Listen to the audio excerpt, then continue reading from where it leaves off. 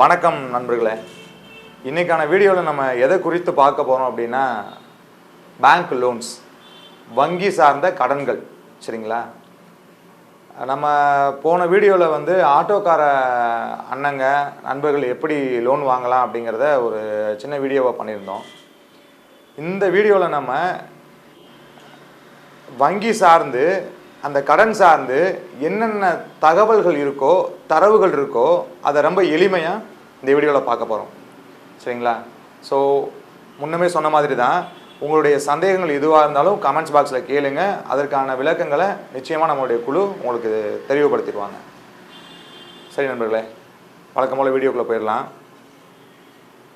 கடன் அப்படிங்கிறது தேவையா, தேவை இல்லையா அப்படிங்கிற கேள்விக்கு பதில் கடன் வாங்க போகிறவர்கிட்ட தான் இருக்குது. சரிங்களா? சரிங்க. கடன் அப்படிங்கிறது என்ன சார் அப்படின்னா, கடன் அப்படிங்கிறது ஒரு சமூக பொறுப்பு, நிதி மேலாண்மை. சரிங்களா? இந்த வார்த்தையெல்லாம் நம்ம வந்து படிச்சிருப்போம், பயன்படுத்துகிறோமா அப்படிங்கிறது வந்து ஒரு கேள்விக்குறி தான் உள்ளபடியே. சரிங்களா? நீங்களாக இருக்கட்டும், நானாக இருக்கட்டும், நம்ம எல்லாருமே அப்படி தான். சரிங்களா? இன்னொரு விஷயம் ரொம்ப குறிப்பிட்டு சொல்லணும் அப்படின்னா, சேமிப்பு, சிக்கனம் அப்படிங்கிற வார்த்தையெல்லாம் சின்ன பிள்ளைகள் நம்ம அம்மா அப்பா நமக்கு சொல்லி கொடுத்துருப்பாங்க. இன்றைக்கி இருக்கிற காலகட்டத்தில் நம்ம அதெல்லாம் பயன்படுத்துகிறோமா அப்படின்னு கேட்டால் நிச்சயமாக கிடையாது. ஏன்னா இப்போ எல்லாமே டிஜிட்டல் மணியில். முன்னாடி நம்ம பர்ஸில் ஒரு 500 ரூபா வச்சுருப்போம், அதுக்குள்ளே செலவு பண்ணுவோம். 500 ரூபா தீர்ந்து போச்சுன்னா திரும்ப ஒரு 500 ரூபா எடுப்போம். இப்போ அப்படிலாம் இல்லை. சார் எவ்வளோ சார்? 150 ரூபா தம்பி, இந்தாங்க ஜிபே அப்படின்னு சொல்லிட்டு ஏதோ ஒரு ஆப் மூலமாக அவருக்கு நம்ம வந்து அந்த QR ஸ்கேன் பண்ணி பணத்தை போடுறதுனால நம்மகிட்ட என்ன இருக்குது, எவ்வளோ தூரம் நம்ம செலவு பண்ணலாம் அப்படிங்கிற வரையறையே இல்லாமல் நம்ம செலவு பண்ணிகிட்ருக்கோம்.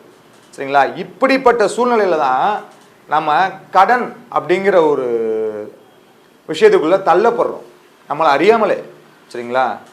அது உதாரணத்துக்கு சொல்ல போனால், ஒரு மெடிக்கல் எமர்ஜென்சியாக இருக்கலாம், ஒரு மருத்துவ தேவையாக இருக்கலாம், இல்லைங்க என்னோடய பிள்ளைக்கு வந்து ஸ்கூல் ஃபீஸ் கட்டணும் அப்படிங்கிறதா இருக்கலாம், இல்லைங்க நான் ஒரு பைக் வாங்க போகிறேன் அப்படிங்கிறதா இருக்கலாம், ஒரு கார் வாங்க போகிறேன், ஒரு வீடு வாங்க போகிறேன், இடம் வாங்க போகிறேன், நகை வாங்க போகிறேன், இப்படி ஏதோ ஒன்று வாங்க போகிறேன், அதுக்கு நான் இப்போ கடன் வாங்க போகிறேன். அப்படி தானேங்க? ஏதோ ஒன்று வாங்க போகிறேன், அதுக்கு நம்ம இப்போ கடன் வாங்க போகிறேன். சரிங்க. அப்போது கடன் முன்னமே சொன்ன மாதிரி தான், நல்லதா கெட்டதா அப்படிங்கிறது வாங்க போகிறவருடைய தேவையை பொறுத்து தான். அதில் எந்த விதமான மாற்றமும் கிடையாது. அதாவது எண்ட் யூஸ், அவர் தான் வாங்க போகிற கடனை எதுக்கு பயன்படுத்த போகிறாரு அப்படிங்கிறத குறித்து தான் அந்த கடன் நல்லதா கெட்டதா, தேவையா தேவையில்லையா அப்படிங்கிற ஒரு கன்க்ளூஷனுக்கு அவரே வந்துக்க வேண்டியதான். சரிங்களா? Okay sir. கடன் யார் சார் தருவா? நம்ம பக்கத்து வீட்டுக்காரர் தருவார், நம்ம ஃப்ரெண்ட்ஸ் தருவாங்க, நம்ம சொந்த பந்தம் தருவாங்க. அது போக யார் சார் தருவா? பேங்க், வங்கிகள். சரிங்களா? சரிங்க சார், வங்கிகள் கேட்டால் தரமாட்டேங்கிறாங்களே அப்படின்னு சொல்லி நிறைய பேர் கேட்குறீங்க, எனக்கு புரியுது. கேட்டால் தரமாட்டாங்க சார், உங்கள் டாக்குமெண்ட்டை கொடுத்தா தான் தருவாங்க. நீங்கள் எலிஜிபிலிட்டியா இல்லையா, நீங்கள் யார் என்ன அப்படிங்கிறதெல்லாம் சிபில் ஸ்கோர் அப்படிங்கிறத பேஸ் பண்ணி, நீங்கள் எந்த கம்பெனியில் வேலை பார்க்குறீங்க, உங்கள் கம்பெனியில் பிஎஃப் பிடிக்கிறாங்களா, உங்கள் கம்பெனி லிஸ்ட்டில் இருக்கா, நான் லிஸ்ட்டில் இருக்கா, இந்த மாதிரி நிறைய டேர்ம்ஸ் வச்சுருக்காங்க சார் பேங்க்கில். சரிங்களா? அதைத்தான் இப்போ நான் வந்து ரொம்ப ரொம்ப ரொம்ப ரொம்ப எளிமையாக உங்களுக்கு சொல்ல போகிறேன். சரிங்களா? Okay sir. Reserve Bank of India எல்லாருக்குமே தெரிஞ்ச ஒரு பேர். சரி, ரிசர்வ் பேங்க் ஆஃப் இந்தியா என்ன பண்ணுறாங்க? கடன் கொடுக்குறாங்களா? கிடையவே கிடையாது. அவங்க ஒரு அமைப்பு. சரிங்களா? அந்த அமைப்பின் கீழே வரக்கூடிய ஒரு துறை தான் நிதித்துறை, வங்கிகள். சரிங்களா? வங்கினா ஒன்றை குறிக்கும், வங்கிகள்னா பலவற்றை குறிக்கும். சரிங்களா? ஸோ வங்கிகள், இந்த வங்கிகளில் அரசுடைமை ஆக்கப்பட்ட வங்கிகள், அதாவது அரசு வங்கிகள், அரசு உதவி பெறும் வங்கிகள், அரசு சார்ந்த வங்கிகள். சரிங்களா? ரொம்ப தமிழாக இருக்கோ, கவர்மெண்ட் பேங்க்ஸ். சரிங்களா? ஓகே. அடுத்து தனியார் வங்கிகள், ப்ரைவேட் பேங்க்ஸ்.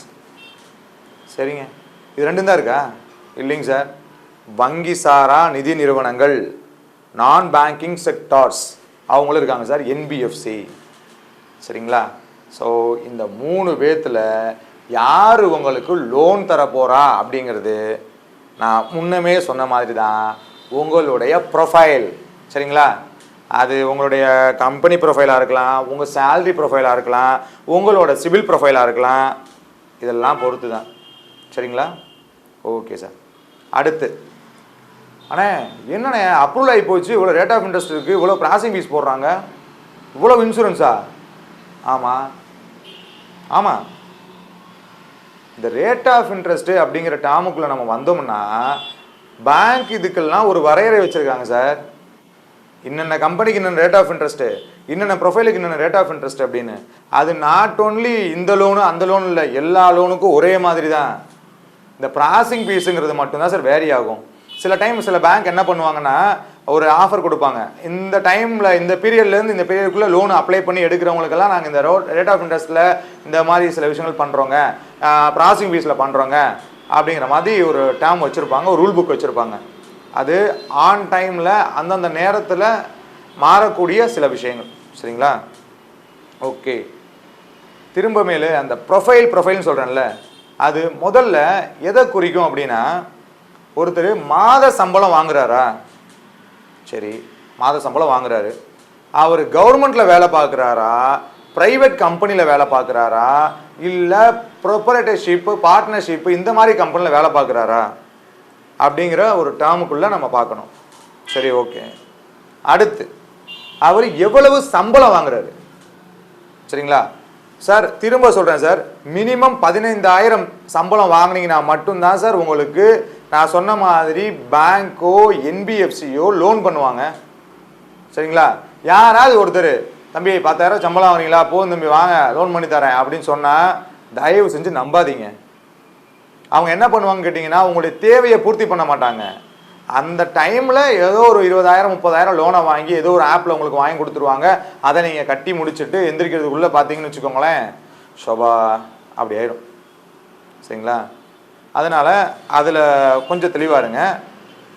மினிமம் சேலரி 15,000 ரூபாய் இருந்தால் மட்டுமே வங்கி கடன் பெற முடியும். அது வங்கி சாரா நிதி நிறுவனங்கள் மூலமாக பெற முடியும்.